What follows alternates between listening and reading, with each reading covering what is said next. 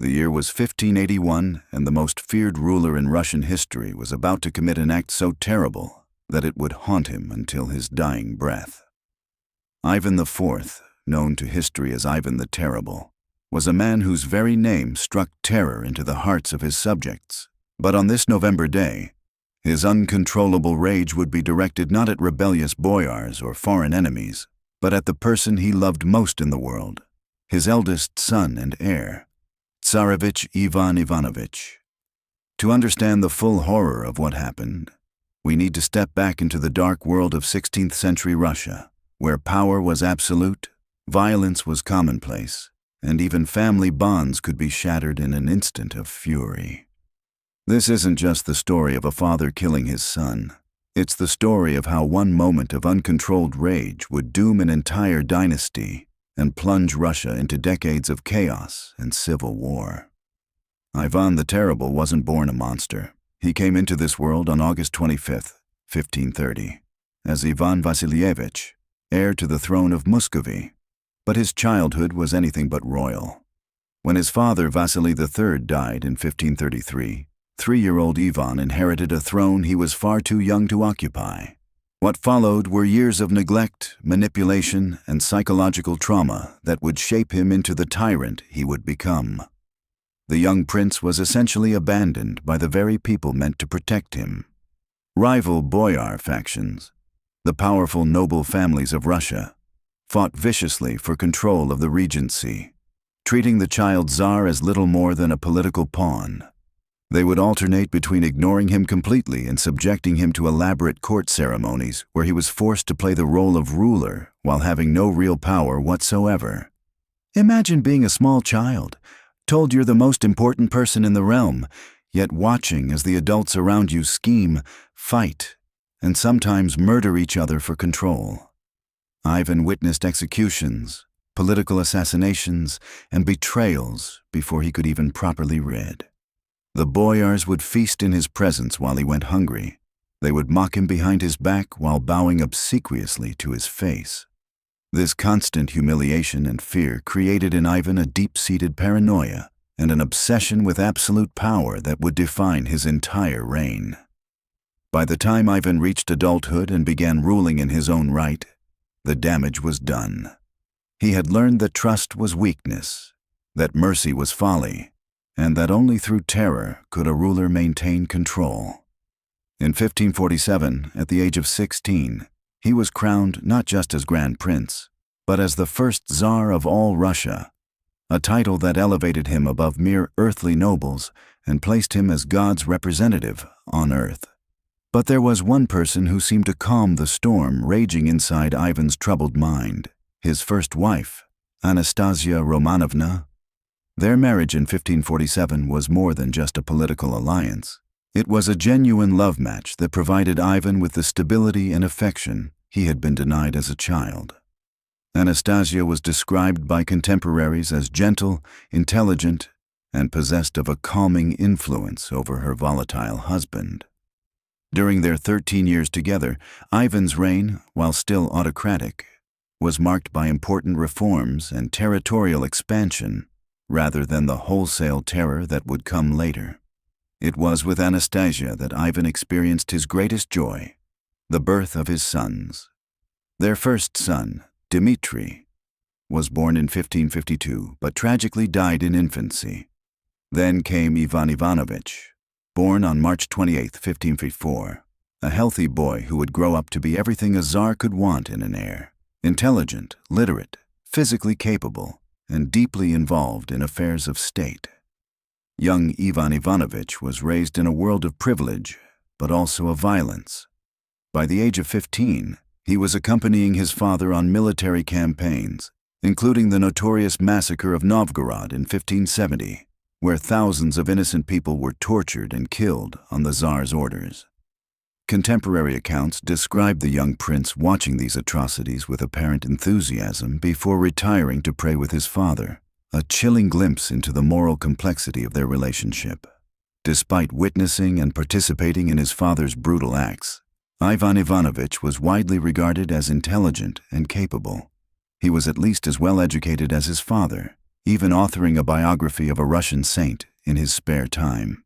There are accounts of him saving his father's life, once rapidly stabbing a Livonian prisoner who had raised a sword against the Tsar. The relationship between father and son was close, but it existed within the context of a world where violence was not only accepted, but expected. Everything began to change in 1560 when Anastasia died suddenly at the age of just 29. Ivan was convinced she had been poisoned by the boyars, though historians debate whether this was true or simply another manifestation of his growing paranoia. Regardless of the cause, Anastasia's death marked a turning point in Ivan's psychological state. The one person who could calm his rages was gone, and without her stabilizing influence, his descent into tyranny accelerated dramatically. Over the following years, Ivan would marry and discard a succession of wives. Some died under mysterious circumstances, others were forced into convents, and still others simply disappeared from the historical record. This pattern of marital instability created chaos within the royal household and added to the atmosphere of fear and unpredictability that surrounded the Tsar. It was during this period that Ivan implemented his most infamous policy, the oprichnina. Beginning in 1565, Ivan divided Russia into two parts, keeping a substantial portion under his direct personal control and staffing it with a personal guard known as the oprichniki. These men, dressed in black and carrying brooms and dog heads as symbols of their mission to sweep away treason, were given license to terrorize, torture, and kill anyone suspected of disloyalty to the Tsar. The oprichnina years were marked by unprecedented brutality. Entire families were wiped out on mere suspicion of treachery. The ancient city of Novgorod was sacked with a savagery that shocked even contemporaries accustomed to violence.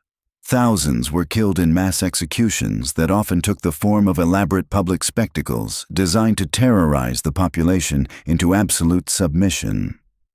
Through all of this horror, Ivan Ivanovich remained at his father's side. He had grown into a capable young man, well versed in statecraft and military affairs. Unlike his younger brother Fyodor, who was widely considered weak-minded and showed little interest in governance, Ivan Ivanovich was clearly the future of the dynasty.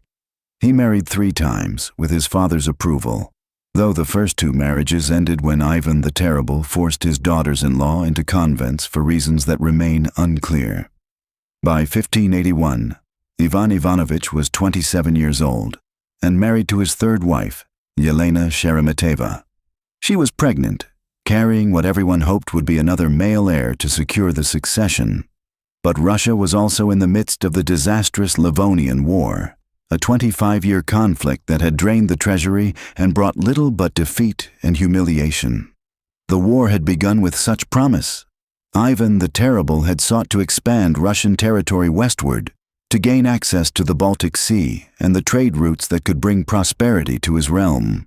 But the conflict had dragged on far longer than anyone anticipated, and by 1581, Russian forces were besieged in the city of Pskov, facing a determined Polish-Lithuanian army. It was the failures of this war that began to drive a wedge between Ivan the Terrible and his son.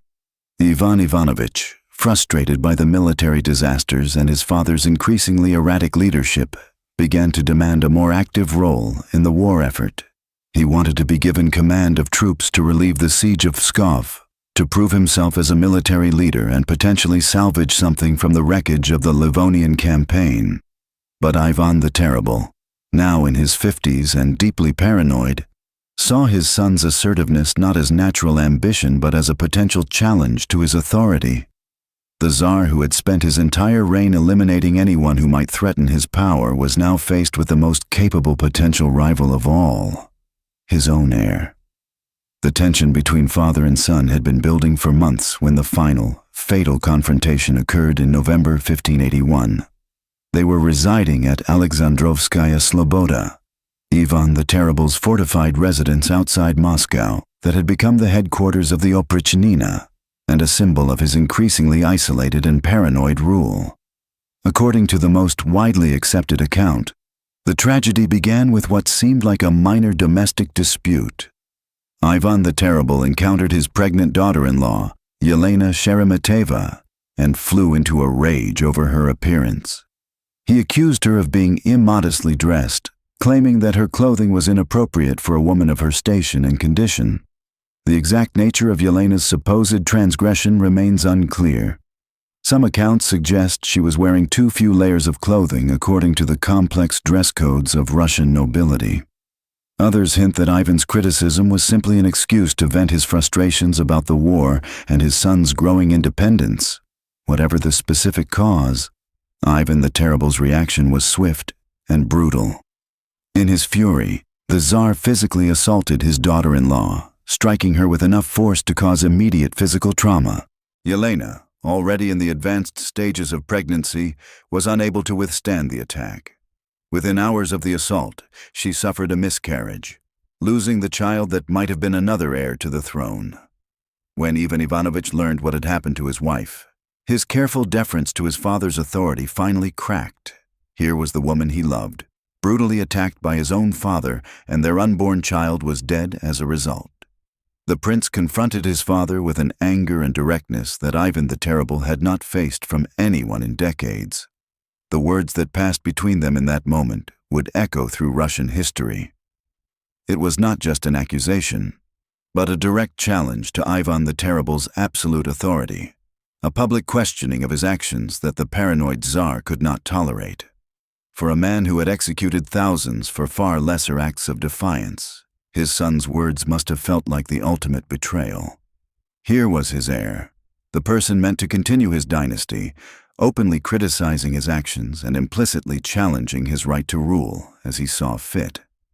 In that moment, all of Ivan's paranoia, rage, and psychological instability converged into a single, uncontrollable fury.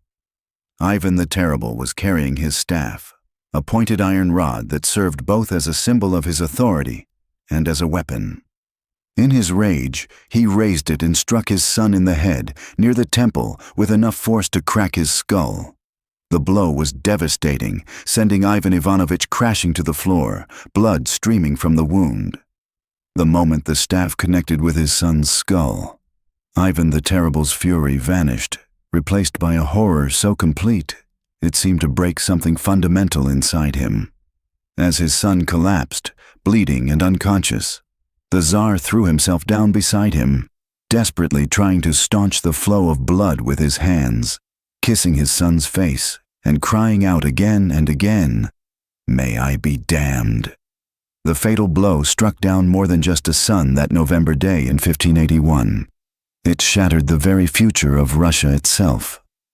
As Tsarevich Ivan Ivanovich lay dying on the cold floors of Alexandrovskaya Sloboda, his blood seeping into the wooden planks, the Rurikid dynasty that had ruled Russia for over 7 centuries began its inexorable march toward extinction. The immediate aftermath of that terrible moment revealed the full horror of what Ivan the Terrible had done. Witnesses described the Tsar's complete transformation from murderous rage to inconsolable grief in the span of mere seconds. The pointed staff that had just delivered the fatal blow clattered to the floor as Ivan threw himself upon his son's bleeding form. His desperate cries of, "May I be damned," echoed through the chambers, a confession that would haunt him for the remainder of his days. The Tsar's frantic attempts to save his dying heir bordered on the pathetic. He pressed his hands against the gaping wound near his son's temple, trying desperately to stem the flow of blood that poured between his fingers. He kissed his son's face repeatedly, his own beard becoming matted with blood as he wailed and begged for forgiveness. The man who had terrorized an entire nation for decades was reduced to a broken father watching his child die by his own hand. Court physicians were summoned immediately, but their medieval remedies proved utterly useless against the severity of the head trauma.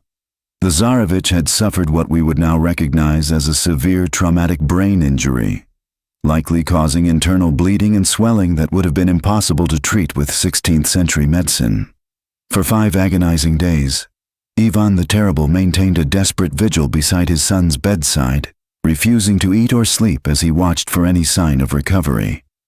During those final days, the Tsarevich occasionally regained consciousness, though he was clearly dying.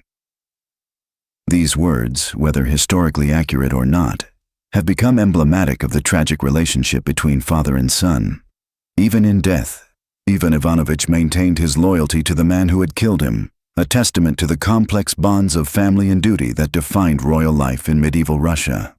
When death finally claimed the Tsarevich on November 19, 1581, Ivan the Terrible's grief transformed into something approaching madness.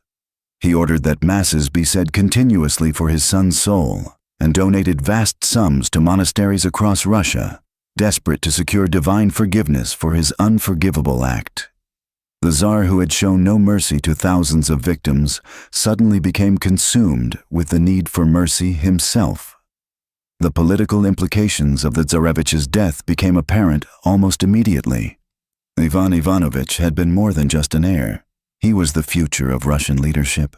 Unlike his younger brother Fyodor, who was widely regarded as weak-minded and unfit to rule, Ivan Ivanovich possessed the intelligence, education, and political acumen necessary to govern the vast Russian territories. He had been groomed for leadership, participating in military campaigns and court politics from an early age. With the capable heir dead, the succession fell to Fyodor, a man described by contemporaries as simple-minded and more interested in religious ceremonies than statecraft. This shift in succession created a power vacuum that would prove catastrophic for Russia's future stability. Boris Godunov, Fyodor's brother-in-law, quickly moved to fill this vacuum, becoming the de facto ruler of Russia while Fyodor occupied the throne in name only. The death also marked a turning point in Ivan the Terrible's own reign. The man who had ruled through fear and brutality for decades suddenly seemed to lose his appetite for governance. His remaining years were marked by increasing religious obsession and periods of profound depression. He spent countless hours in prayer, seeking absolution for his crimes.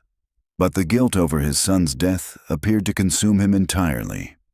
Contemporary accounts describe Ivan the Terrible as a changed man after 1581.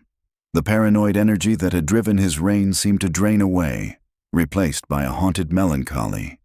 He aged rapidly, his health deteriorating as the weight of his actions took its toll.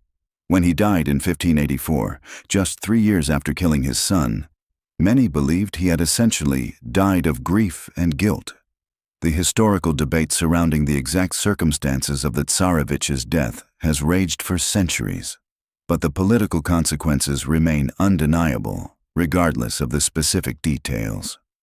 Whether Ivan Ivanovich died from his father's blow, from poison, or from illness, his death created the succession crisis that would ultimately destroy the Rurikid dynasty and plunge Russia into chaos. The foreign accounts that preserve the most detailed versions of the murder story come primarily from papal diplomat Antonio Posavino, whose Notes on Muscovy provides the fullest narrative of the fatal confrontation. However, modern scholarship has revealed that even Posavino regarded the story as unconfirmed rumor rather than established fact. His private correspondence with Vatican officials shows he presented the account as hearsay, not as verified intelligence. Russian chronicles from the period are notably more circumspect about the cause of death. Many simply record that the Tsarevich died of illness, without providing specifics. This reticence likely reflects both the political sensitivity of the event and the general practice of avoiding direct criticism of the Tsar in official records. Even decades later, Russian historians tended to present the murder story as foreign propaganda rather than established fact. The forensic examination of the Tsarevich's remains in 1963 failed to provide definitive answers. While Soviet experts found traces of mercury, arsenic, and lead in the bones, these substances were commonly found in medicines and cosmetics of the era. The skull was too deteriorated to show clear evidence of trauma, leaving the physical cause of death officially undetermined. Despite the historical ambiguity, the cultural impact of the supposed murder has been enormous. Ilya Repin's masterful painting, Ivan the Terrible and his son Ivan, has shaped public perception of the event far more than any historical document. The image of the grief-stricken Tsar cradling his dying son has become one of the most recognizable scenes in Russian art. transforming a disputed historical event into an enduring symbol of the destructive nature of absolute power.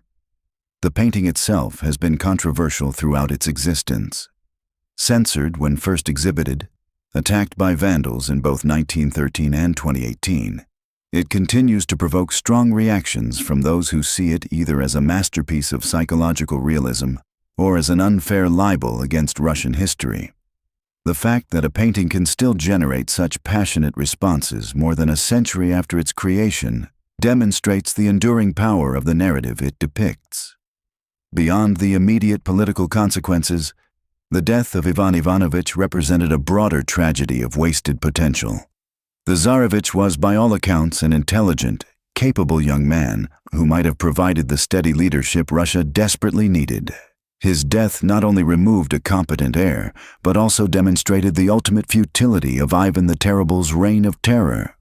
All the executions, all the paranoid purges, all the brutal suppressions of dissent had been justified as necessary to preserve and strengthen the Russian state.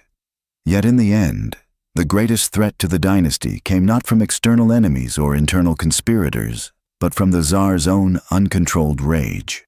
The cruel irony of Ivan Ivanovich's fate extends beyond his personal tragedy to encompass the broader failure of his father's reign. Ivan the Terrible had spent decades eliminating perceived threats to his power, executing thousands of nobles, officials, and ordinary citizens in his paranoid quest for absolute security. Yet all of this bloodshed proved meaningless when the real destruction came from within the royal family itself. The time of troubles that followed Fyodor's death in 1598 vindicated the worst fears about the succession crisis. Multiple pretenders claimed the throne, foreign armies invaded Russian territory, and the country teetered on the brink of complete collapse. The chaos lasted until 1613, when the Romanov dynasty finally restored stability to Russia. These 32 years of intermittent civil war, famine, and foreign occupation can be traced directly back to that fatal moment in 1581, when Ivan the Terrible's staff struck down the future of his dynasty. The psychological dimension of the tragedy cannot be ignored. Ivan the Terrible's childhood trauma, marked by neglect, manipulation, and early exposure to violence, had created a deeply damaged individual who was incapable of maintaining stable relationships even with his own family. His pattern of destroying what he claimed to love extended from his wives to his nobles to finally his own heir. The death of Ivan Ivanovich represents the ultimate expression of this self-destructive tendency, the moment when the Tsar's psychological damage finally consumed everything he had worked to build. In the end, the cruel fate of Ivan the Terrible's son serves as more than just a historical tragedy. It stands as a timeless warning about the corrupting nature of absolute power and the inevitable consequences of ruling through fear and violence. The trauma of that violent November day in 1581 didn't end with the Tsarevich's death. It fundamentally broke Ivan the Terrible as both a ruler and a human being. Witnesses describe the Tsar as utterly transformed after his son's passing, consumed by guilt and grief that seemed to age him decades in mere months. He would spend hours in prayer, desperately seeking divine forgiveness for his unforgivable act. The man who had once terrorized entire cities now wept openly, repeatedly muttering, "I have killed my son," as he wandered the halls of his palace like a ghost haunting his own life. The political ramifications were equally devastating. With Ivan Ivanovich dead, the succession fell to his younger brother Fyodor, a man wholly unprepared for the brutal realities of ruling Russia. Fyodor was described by contemporaries as weak-minded and deeply religious, more suited to monastic life than commanding an empire. He showed little interest in governance, instead spending his days in prayer and leaving the actual running of the country to his brother-in-law, Boris Godunov. This power vacuum created exactly the kind of instability that Ivan the Terrible had spent his entire reign trying to prevent. When Fyodor died childless in 1598, the nightmare scenario became reality. The Rurikid dynasty, which had ruled Russia for over 7 centuries, came to an abrupt end. What followed was the time of troubles, a period of chaos that nearly destroyed the Russian state entirely. Multiple pretenders claimed the throne, foreign armies invaded, and civil war tore the country apart. The most notorious of these pretenders were the false Dimitris, men who claimed to be Ivan's youngest son, supposedly escaped from assassination. The first false Dmitri actually succeeded in taking Moscow, ruling for nearly a year before being murdered by his own supporters. The irony is staggering. Ivan the Terrible, who had consolidated power through decades of brutal oppression, who had crushed rebellions and eliminated perceived threats with ruthless efficiency, ultimately destroyed everything he had built with a single blow of his staff. The very paranoia and violence that he believed protected his dynasty instead became its undoing. His inability to control his rage for just one moment cost Russia its legitimate royal line and plunged the nation into decades of suffering. Modern historians continue to debate whether Ivan actually killed his son or if the Tsarevich died from illness or other causes. But the historical impact remains the same regardless of the truth. The perception of Ivan as a man who murdered his own heir became inseparable from his legacy, cementing his reputation as one of history's most tragically self-destructive rulers. Whether through staff blow or cruel neglect, Ivan the Terrible's treatment of his son sealed both their fates and changed the course of Russian history forever.